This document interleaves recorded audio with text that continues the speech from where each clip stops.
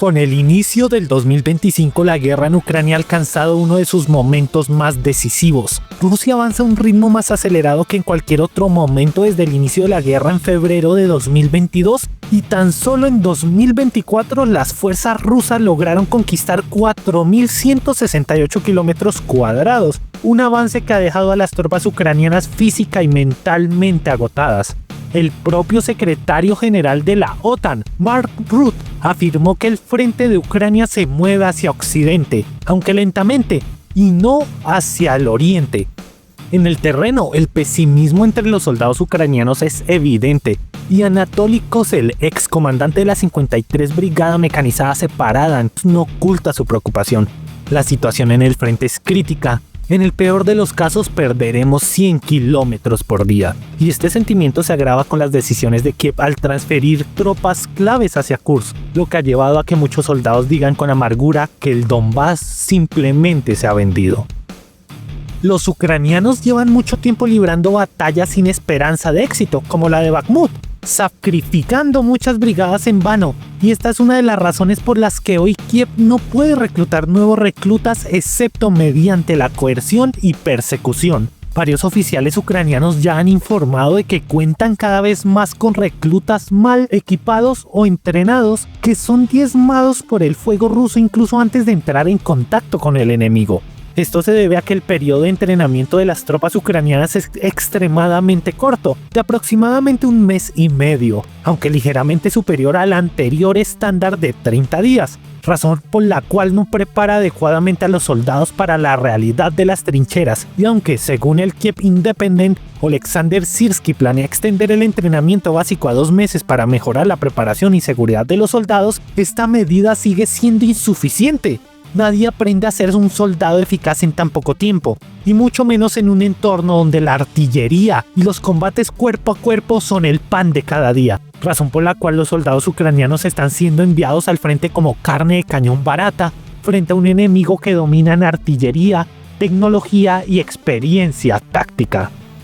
Un testimonio impactante que refleja esta realidad es el de Buch, un soldado ucraniano que decidió desertar tras una serie de enfrentamientos brutales contra las fuerzas rusas. El simple hecho de estar bajo constantes bombardeos va dañando poco a poco tu estado mental, confesó. Te vuelves loco poco a poco. Estás todo el tiempo bajo estrés, un estrés enorme.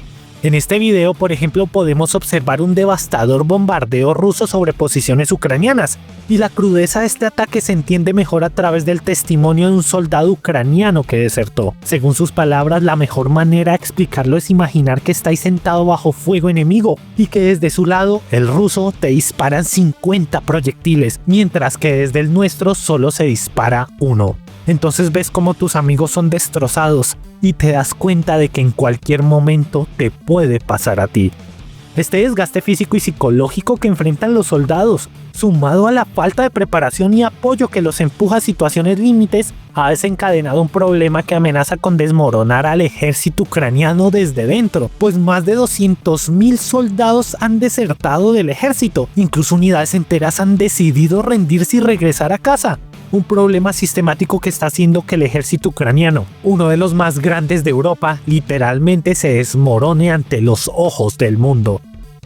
El 22 de diciembre de 2024, The Guardian también abordó esta cuestión, informando que las fuerzas ucranianas que luchan en las trincheras están agotadas y los reclutas que poco a poco las reemplazan son escasos y están formados por hombres cada vez mayores, inexpertos y si no totalmente inadecuados para la guerra. Por ejemplo, un soldado de la 114 Brigada de Defensa Territorial señaló que los que llegan ahora al frente no son como los que estaban al comienzo de la guerra. Recientemente recibimos 90 reclutas, pero de ellos solo 24 estaban listos para ser enviados a sus puestos. Los demás eran viejos, enfermos o alcohólicos. Hace un mes deambulaban por Kiev o Dnipro y ahora se encuentran en trincheras y apenas saben empuñar un arma. Están mal capacitados y equipados.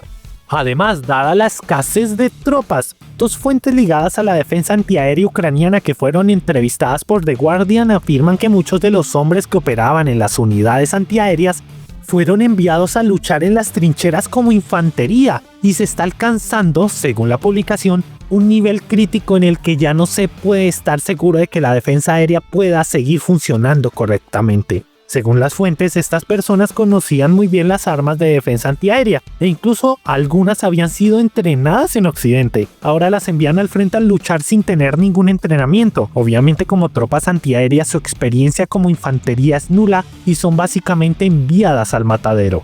Y haciendo un paréntesis, esto además tiene un impacto directo en la defensa antiaérea ucraniana, ya que aumenta la efectividad de los drones y misiles rusos.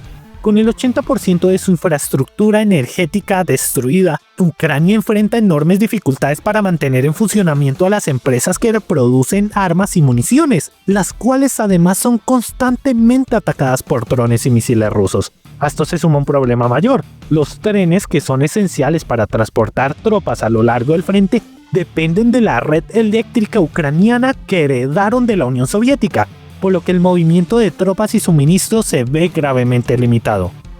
Pero volviendo al tema, el informe de The Guardian parece confirmar lo que ya había sido señalado el 5 de diciembre de 2024 por el canal ucraniano de Telegram Resident UA. Según este medio, para cubrir una alarmante escasez de personal del 30 al 40% en las brigadas ucranianas, se ha recurrido a personal de unidades logísticas que carecen de entrenamiento táctico y experiencia en combate. Esto también coincide con un artículo de Financial Times que señala otra grave consecuencia de esta estrategia: la incapacidad de Ucrania para establecer nuevas líneas fortificadas en su retaguardia. Y es que tal decisión de enviar al frente como infantería incluso a los miembros de los cuerpos de ingenieros ha dejado al país sin técnicos capacitados para construir trincheras, obstáculos y campos minados. Las bajas en las filas ucranianas parecen ser alarmantemente altas, y aunque no tenemos cifras exactas, los reclutamientos forzados no están logrando compensar las pérdidas. Así lo expresó Taras, subcomandante de un batallón que lucha cerca de Pokrovsk, entrevistado por el Washington Post.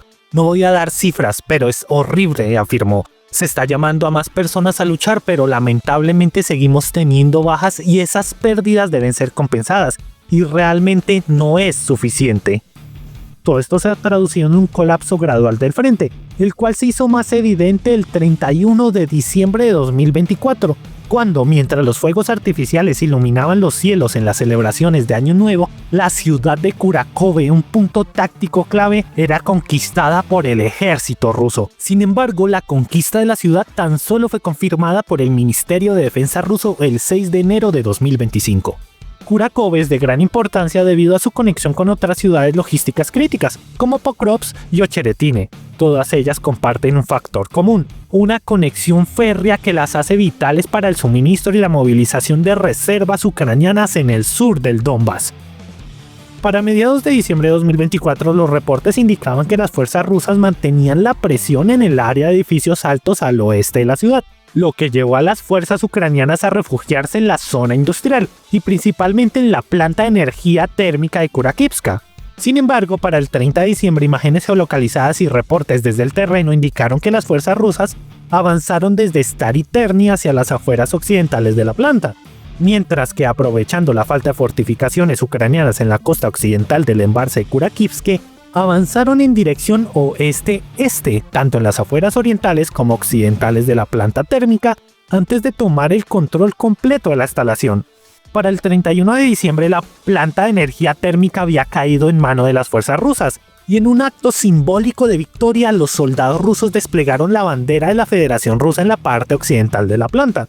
Luego avanzaron hacia el sur y suroeste de Kurakhove, así como desde Stary Terny hacia Shevchenko, la cual también fue capturada. Los ucranianos, superados por las circunstancias, no tuvieron más opción que retirarse en medio del caos y la desesperación, lo que dejó tras de sí un panorama desolador marcado por la confusión y el abandono de sus propios heridos. Por ejemplo, un dron ruso capturó la crudeza de una de estas escenas, y en el siguiente video vemos a un mercenario occidental que huía apresuradamente, dejando atrás a su compañero herido.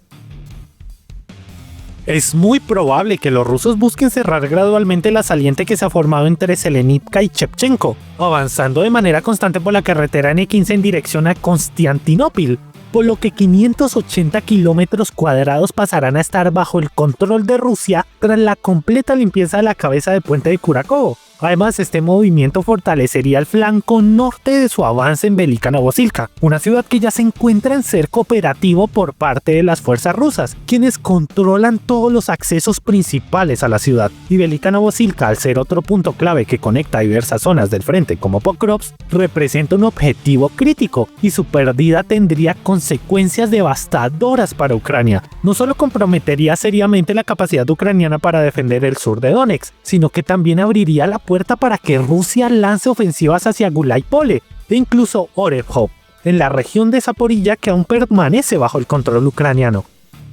Y a esto hay que sumar que desde Velika Novosilka el ejército ruso se está acercando al primer yacimiento de litio en la zona de la aldea de Shevchenko, que Kiev había vendido a la empresa australiana European Lithium. Este yacimiento se encuentra en el distrito de Velikonovo-Selkovsky, en las afueras del este de la aldea de Shevchenko, y la superficie del primer yacimiento es de 39.84 hectáreas.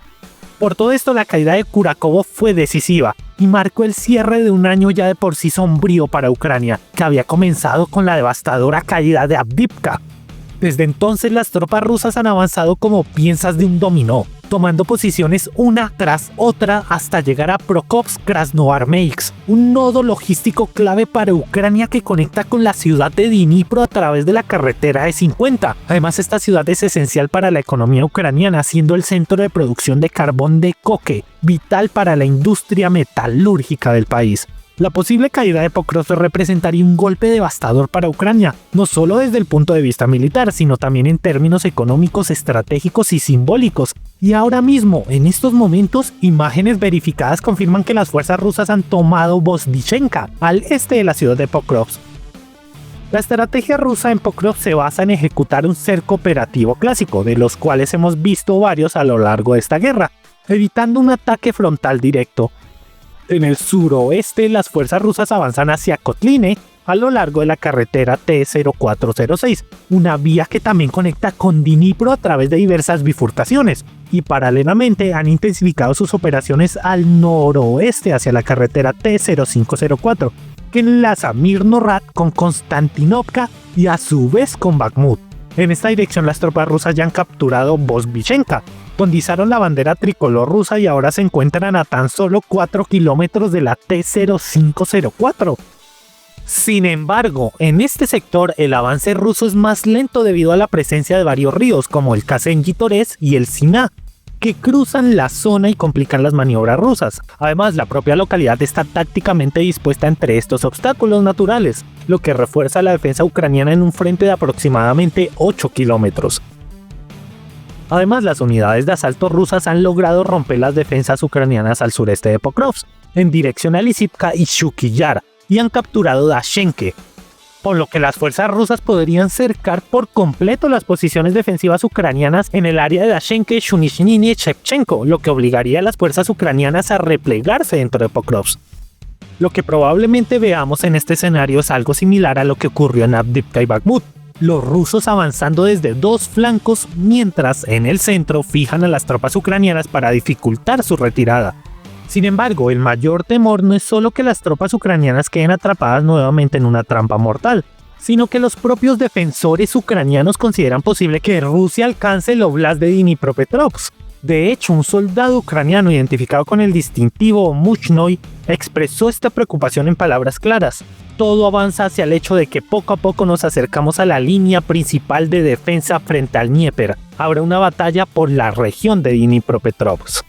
Sin embargo, en este contexto, los objetivos iniciales y más próximos de la batalla por Pokrovsk parecen centrarse en cortar las rutas desde el suroeste a lo largo de la carretera E50. Al ser esta la única conexión directa entre la ciudad y el este de Ucrania, su interrupción obligaría a las fuerzas ucranianas a depender exclusivamente de suministros provenientes desde el norte, complicando aún más su logística. Una vez logrado este aislamiento, las unidades rusas probablemente buscarán asegurar el control de los bloques centrales de apartamentos, como sucedió en Kurakove, lo que permitiría aislar el principal microdistrito residencial en el sur de la ciudad de Pokrovsk, facilitando la formación de varios cercos tácticos que, con el tiempo, serían reducidos mediante el uso intensivo de la artillería. Ahora mismo, Pokrovsk ya se encuentra dentro del alcance del uso de los drones rusos FPV controlados mediante cable de fibra óptica, y esto es solo unos pocos kilómetros, mientras que el destacamento Vega de la 24 Brigada Spetsnaz ya está operando en los límites de Pokrov. Y como se muestra en el siguiente video, están llevando a cabo misiones para neutralizar equipos ucranianos en las carreteras que conectan con la ciudad, además de atacar posiciones defensivas donde las tropas ucranianas intentan resistir. Según Deep State, el frente es descrito como un caos absoluto, donde los soldados rusos y ucranianos prácticamente comparten las mismas calles, con los ucranianos atrincherados en una casa y los rusos en la siguiente, tal cual Stalingrado en la Segunda Guerra Mundial. Pero no solo en el frente de Pokrovsk y Kurakovo la situación es crítica, sino en Kursk, donde los ucranianos han lanzado un nuevo asalto desesperado siguiendo la carretera R-200 hacia Bolshoye-Soldatskoye. A pesar de desplegar una fuerza considerable en esta ofensiva, la falta de sorpresa operacional evidenciada por la gran cantidad de videos compartidos en canales rusos ha reducido su impacto, a lo que se suma la actividad de la Fuerza Aérea Rusa, con el cielo lleno de trazas por casas y aeronaves, por lo que hay masivas salidas que complican aún más los esfuerzos ucranianos. Curiosamente, en lugar de reforzar la saliente en sus flancos, las tropas ucranianas están avanzando más hacia el interior del territorio ruso por la carretera R-200, que ya está bajo control de fuego, extendiendo su ya maltrecha logística. Esto, sumado a la presión constante de las fuerzas rusas cerca de Martinovka y Kurilovka, al sur de Sucha, amenaza cualquier movimiento ucraniano en la región y pone en riesgo tanto las entradas como las salidas de Kursk. Actualmente los ucranianos enfrentan serios problemas para evacuar a sus heridos debido al constante avance ruso, que cada vez se acerca más a la frontera. Por ejemplo, un reciente artículo de The Washington Post señala que los combates han obligado al personal médico ucraniano a retroceder más allá de la frontera, dejando la saliente de Kursk sin apoyo médico cercano. Hasta hace poco los médicos ucranianos trataban a los soldados heridos en puestos dentro de la saliente, pero esta práctica se ha vuelto insostenible. Un ejemplo de la gravedad de la situación es el caso de Yuri, un soldado ucraniano de 45 años que, tras quedar gravemente herido en combate con las tropas rusas, tuvo que usar sus dientes para atar torniquetes en sus brazos debido a que ambas manos sangraban excesivamente. Con los otros 4 hombres de su unidad muertos y sin médico cerca, logró quitarle una radio a su comandante caído y finalmente encontró a sus compañeros en la frontera. Al día siguiente fue trasladado en un vehículo de combate Stryker de fabricación estadounidense y llevado al otro lado de la frontera hasta un hospital. La situación es tan crítica que ni siquiera Ucrania puede recuperar los cuerpos de sus caídos. Un comandante de pelotón explicó que los que aguantan hasta el final acaban desaparecidos en combate, y que al menos 20 soldados ucranianos han sido abandonados en los últimos 4 meses porque las batallas eran demasiado intensas para evacuarlos sin más bajas. En este sentido, parece ingenuo pensar que los ucranianos tengan una planificación real en Kursk. Más bien todo indica que están reaccionando, como ya es habitual, a la presión de un momento crítico en el que el Donbass está colapsando y quizás buscan distraer a los rusos para llevar a cabo una retirada exitosa en el este de Ucrania. Además, los medios occidentales ya empezaban a señalar una derrota ucraniana en Kursk, lo que refuerza la sensación de que no se trata de una estrategia sólida, sino de una respuesta desesperada a una situación cada vez más insostenible a lo largo de Ucrania. Las tropas rusas continúan recuperando terreno en Kursk y hoy controlan más de la mitad del territorio que Ucrania había capturado previamente, y según funcionarios estadounidenses citados por Bloomberg, Ucrania solo podría mantener su posición en Kursk hasta la primavera. Si no se retiran antes, corren el riesgo de quedar completamente rodeados por las fuerzas rusas, lo que ha llevado a muchos a esperar que Zelensky ordene una retirada antes de sufrir pérdidas aún mayores. Sin embargo, la decisión de retirarse no es para nada fácil, y un comandante de una unidad de drones dijo que hay un dilema en llevar a cabo esta retirada, pues no hay otra opción. Lucharemos aquí porque si nos retiramos a nuestras fronteras, los rusos no se detendrán y seguirán avanzando. Supuestamente en la estrategia de Ucrania en Kursk tenía como objetivo distraer tropas rusas del Donbass, frenar un ataque en el noreste del país y usar el territorio ocupado como ficha de negociación. En teoría puede sonar como un movimiento inteligente, pero en la práctica presentó un gran problema. Rusia apenas movió sus tropas de ese frente mientras que no aceptará nada que no le sea beneficioso en negociaciones. Mientras tanto, su avance en el este se aceleró aún más, en parte porque fue la propia Ucrania quien debilitó sus posiciones en el Donbass al transferir tropas clave, como la 82 Brigada de Asalto Aéreo y la 47 Brigada Mecanizada hacia Kursk. Esta decisión no solo dejó al Donbass en una posición más vulnerable, sino que también genera un profundo descontento y desmoralización entre las tropas ucranianas. Muchos interpretan este movimiento como una traición, como lo expresa un comandante de pelotón ucraniano. Todos los militares pueden pensar ahora es que el Donbass simplemente se ha vendido. Además, de por sí las mismas tropas ucranianas se metieron en medio de una saliente a merced de la artillería y los drones rusos. Por ejemplo, en este video podemos ver cómo un obús autopropulsado ucraniano de 122 mm 2S1 es destruido por un ataque de un par de drones FPV con fibra óptica en el pueblo de Levedivka. Lo interesante de estos drones es que tienen un alcance de más de 10 kilómetros y al no depender de señales de radio, son indetectables e imposibles de interceptar con los sistemas tradicionales de guerra electrónica. En otro video vemos como un vehículo blindado estadounidense Stryker es destruido también por estos drones. Y este es solo uno más de entre decenas de transportes blindados de personal y otros vehículos que han sido eliminados por las fuerzas rusas en esta zona, lo que ha llevado a que los soldados ucranianos se vean obligados a desplazarse a pie, quedando mucho más expuestos y vulnerables tanto a la artillería como a los drones rusos. Pero además de esto, los problemas de comunicación y coordinación han exacerbado las dificultades en el campo de batalla para Ucrania. Como explicó un comandante ucraniano, no entienden dónde está nuestro bando, dónde está el enemigo que está bajo nuestro control y que no entienden la situación operativa, así que actuamos a nuestra discreción. En este punto es claro que los ucranianos alcanzaron en Kursk algo conocido como punto culminante de la ofensiva, conocido como PCO. Un momento en el que una fuerza atacante pierde su impulso debido a la falta de recursos, desgaste una respuesta contundente del enemigo, a tal punto de que ya no puede cumplir sus objetivos. No importa si la batalla de Kursk dura hasta después de la primavera, ya Ucrania no cumplirá nada. Mientras tanto, las fuerzas rusas siguen avanzando, nuevamente creando pequeños cercos sobre las tropas ucranianas que siguen siendo reducidos gradualmente por la artillería. Por ejemplo, las fuerzas rusas avanzan en dirección a Novaya Soroshina y Grukenkoye, mientras siguen empujando a las tropas ucranianas al sureste de Korenovo, cerca de Novoivanovka, así como en Malaya Lognia, Cherkaskoye Poreshnoe y además cerca de Martinovka, y desde Kurilovka al sur de Sucha, y ya amenazan las dos principales carreteras que suministran a las fuerzas ucranianas en esta zona. Pero, aun con todo lo anterior y pese a que Pokrovsk y Kursk son los sectores más calientes del frente, otras localidades como Toretsk también han sido escenario de avances significativos para las fuerzas rusas. El avance ruso en Toretsk ha sido implacable con ataques en Vilivka, Sherevinivka y desde New York, debilitando las defensas ucranianas mientras emplean tácticas de cerco con pequeños grupos de infantería no mayores a 5 hombres y drones de fibra óptica. En esta ciudad la situación ya está prácticamente decidida a favor de Rusia, con la mayoría de su área urbana bajo control ruso, y según Dmitry Pushkin, líder de la República Popular de Donetsk, todos los edificios altos están ya bajo el control del ejército ruso, dejando a las fuerzas ucranianas con pocas opciones, ya que los edificios altos son tácticamente importantes por su capacidad para dominar visualmente grandes áreas, permitiendo a las tropas rusas observar y controlar movimientos enemigos, además de establecer posiciones defensivas clave.